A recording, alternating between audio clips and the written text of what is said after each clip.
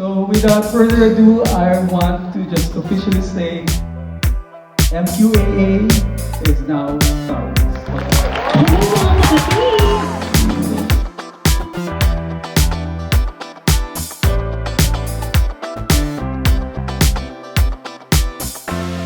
We're not quite there at full flight. We're not yet in the air, but we are on the runway.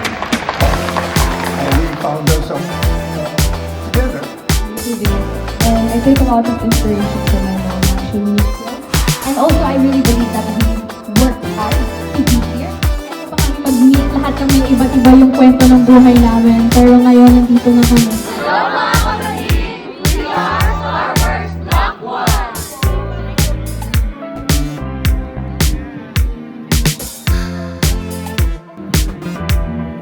Hello mga kapatid. Hello mga kapatid.